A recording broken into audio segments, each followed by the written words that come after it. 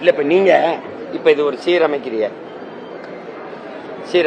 இந்த வீடு ஆக்கிரமிப்பு, இந்த வீடு பட்டா இருந்தா ஆக்கிரமிப்பு இல்லைங்கிறத நீங்க ஏற்கிறீங்களா?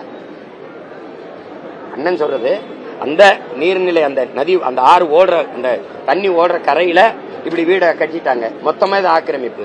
இது குடிமனை பட்டா, குடி உரிமை கொடுக்கப்பட்டிருக்கு, இது குடிமனை உரிமை கொடுக்கப்படல, பக்கத்து வீடு. இதை இடிச்சு இதை வைக்கிறது, இது எப்படி ஆக்கிரமிப்பு அப்புறப்படுத்துறதா வருது? எப்படி வருது? அப்ப இங்க இப்ப இது பட்டா வழங்கப்படாதது குற்றமா, இல்ல இதுக்கு பட்டா வழங்கினது குற்றமா?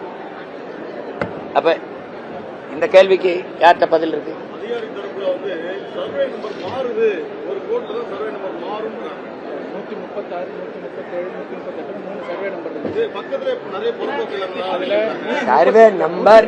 சர்வே நம்பர் நதி நீர் ஓடிற, அவங்க சொல்றாங்களா, அந்த நீர் ஓடுற அந்த காவாய், அந்த வாய்க்கால், அந்த நதி, அந்த அதுல இந்த சர்வே இது ஆக்கிரமிப்பா இல்லையா? இந்த சர்வே ஆக்கிரமிப்பு இல்ல, இந்த சர்வே என்ன ஆக்கிரமிப்பு, அப்படி வருதா?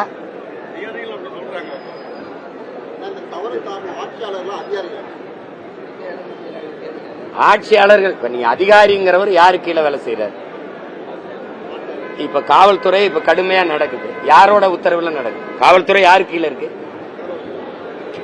அதையே நீங்க அன்னையோட சத்தமா பேசுற, நீங்க சத்தமா சொல்ல மாட்டேங்கிறீங்க. முதல்வர் இப்ப எங்க இருக்காரு? அவுட் ஆஃப் கண்ட்ரோல்னாரு, இப்ப அண்டர் கண்ட்ரோல்ல இருக்காரு. இதெல்லாம் இது பேச்சு சில ஆழ்ந்த தாங்க முடியாத வலியும் வேதனையும் என்ன செய்யறது, சிரிச்சு ஆத்திக்கிற வேண்டியதுதான்.